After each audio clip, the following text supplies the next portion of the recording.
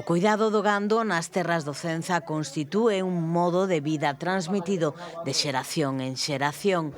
Desde a Asociación de Criadores de Ovino e Caprino de Galicia elixiron este enclave non só pola súa natureza, senón tamén polas facilidades que lles brindou a entidade local para poñer en práctica a súa escola de pastores. Hai 2 semanas esta iniciativa botaba a andar en Xinzo de Limia, impulsada por Obica en colaboración coa Consellería de Medio Rural, coincidindo co Ano Internacional dos Pastizais e Pastores. Pioneira en Galicia, o seu principal obxectivo é favorecer a remuda xeracional na gandeiría extensiva, o tempo que contribúe a profesionalizar e dignificar o oficio do pastoreo, ademais de dinamizar o territorio. Tal foi a demanda que tiveron que incrementar o número de prazas ofertadas.